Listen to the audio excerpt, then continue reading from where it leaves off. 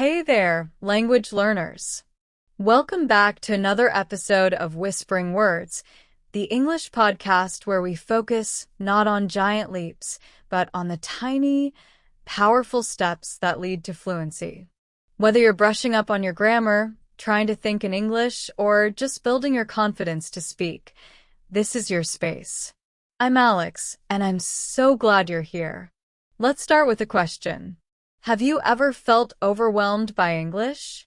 Like fluency is a mountain too high to climb? Maybe you've had that moment when you're reading an article and every other word is unfamiliar. Or you try to speak and suddenly freeze, like your brain hit pause. Or maybe you've studied for hours one day, only to feel like you've forgotten everything the next. You're definitely not alone. The truth is, learning English can feel frustrating at times, especially when it comes to grammar rules that seem to break themselves, vocabulary that never sticks, or the fear of speaking up because you might make a mistake. But what if I told you the secret to real progress isn't about doing more? What if I told you that fluency doesn't come from cramming or pushing yourself until you burn out?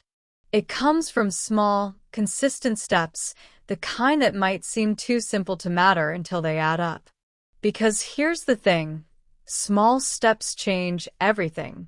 And today, we're diving into how you can use them to finally move forward in your English journey, without the pressure, without the overwhelm. So stick around. You're going to love this. So, if small steps really do lead to big changes, why do so many English learners still feel stuck? Let's talk about the elephant in the room, the myth of overnight success. You know what I'm talking about. We scroll through social media and see someone who went from beginner to fluent in just a few months. Or we watch YouTube videos with titles like Learn English in 30 Days. It's easy to start believing that fluency should come fast, and when it doesn't, we wonder, what am I doing wrong? But here's the reality. Fluency isn't built overnight. It's built day by day, even when no one is watching. And there's another trap we fall into, something called perfection paralysis. That's when we're so afraid of making mistakes, mispronouncing a word, mixing up grammar, sounding not native enough, that we stop trying altogether. We wait until we feel ready, until we know all the words, until our English is perfect. Spoiler alert, that day never comes. Because language learning isn't about perfection, it's about progress. Think of it this way. Would you expect to run a marathon without ever training? Of course not. So why expect yourself to speak perfectly before you've put in the practice? Here's a common example. You decide to memorize 100 new words in one day.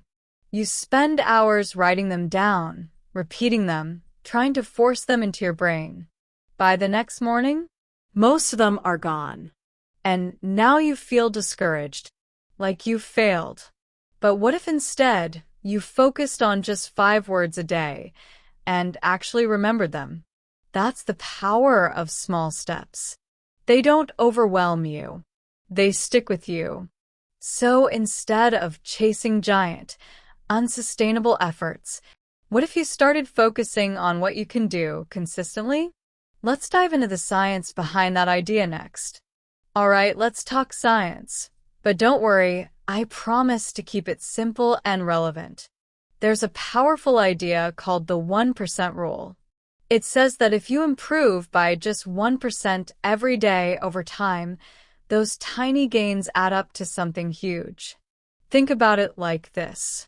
If you do just a little bit better each day, whether it's understanding one more word, using a new phrase correctly, or speaking with a bit more confidence, after a month, 2 months, 6 months, you'll be amazed at how far you've come.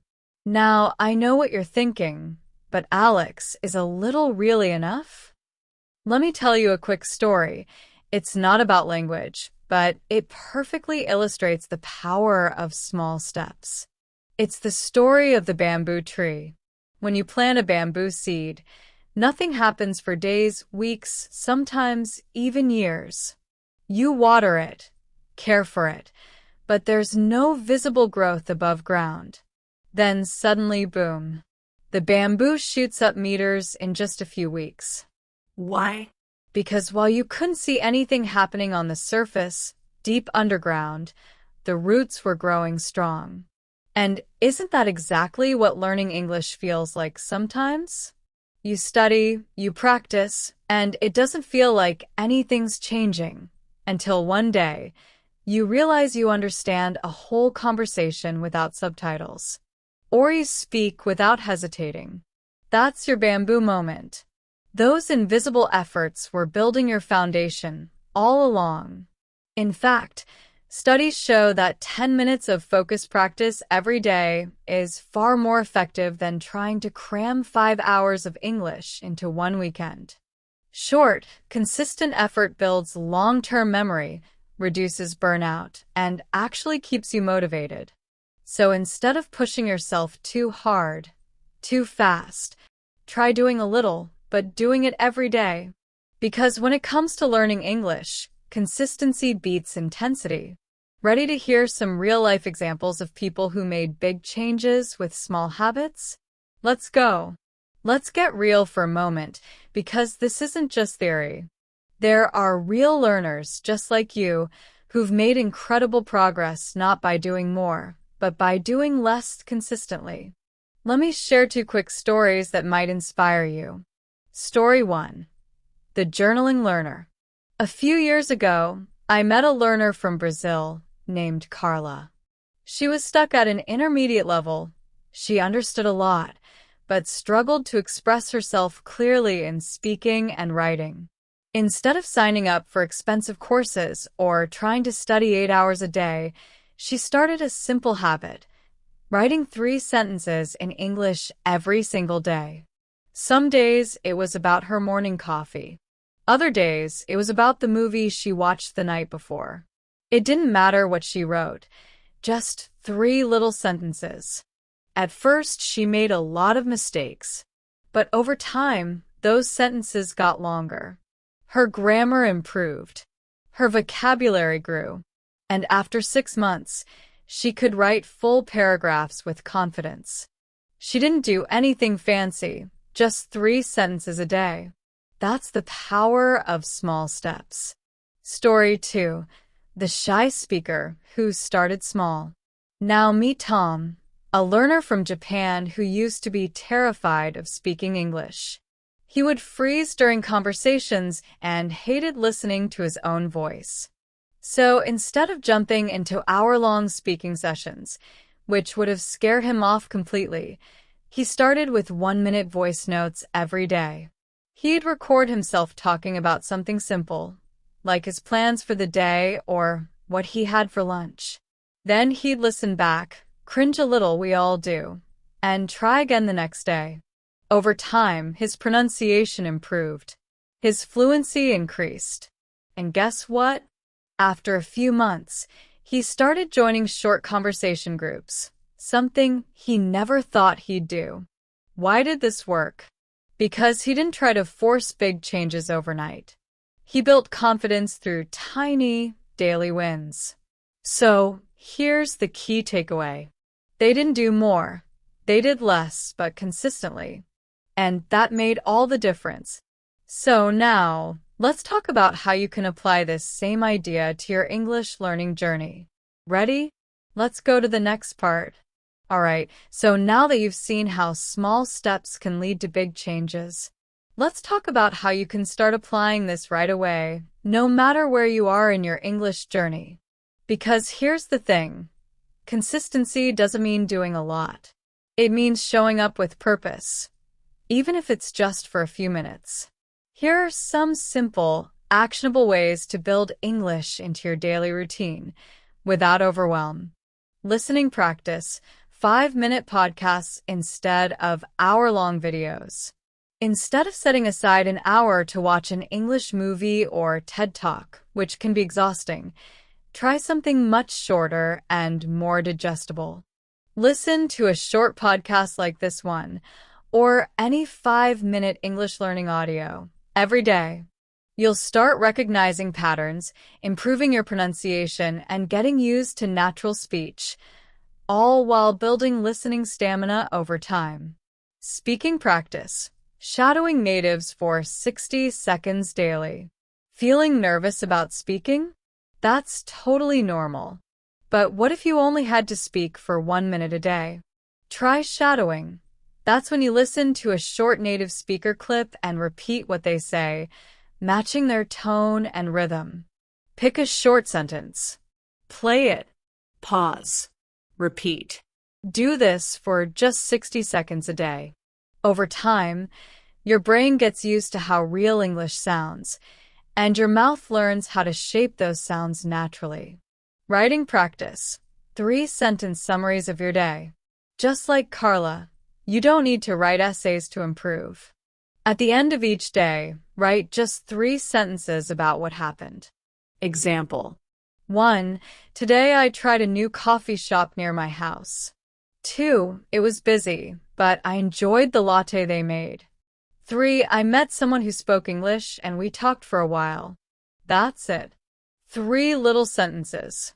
You'll start noticing improvements in grammar, vocabulary, and confidence faster than you think.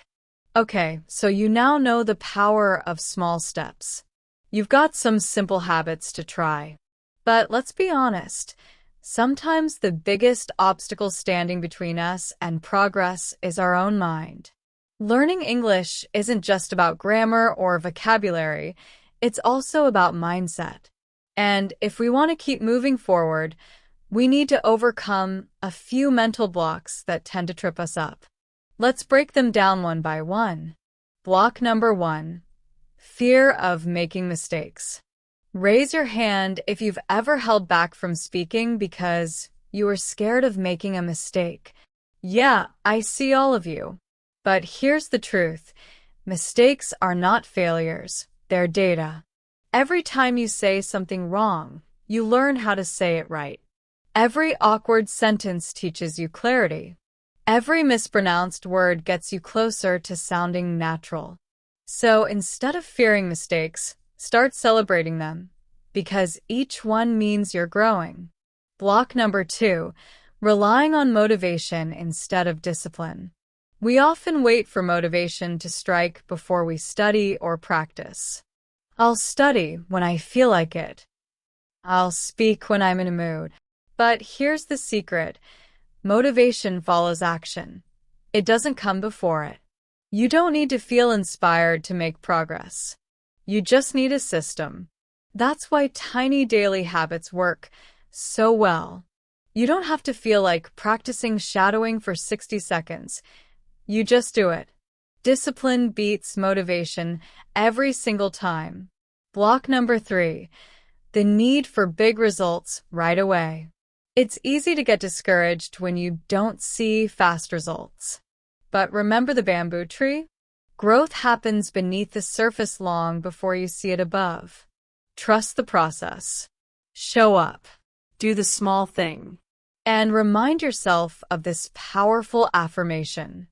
Every small step I take today is a vote for my future fluent self. Because it really is. You're not just learning words. You're building a new version of yourself. And with that, let's move into the fun part, your challenge. All right, it's time to take everything we've talked about and turn it into action.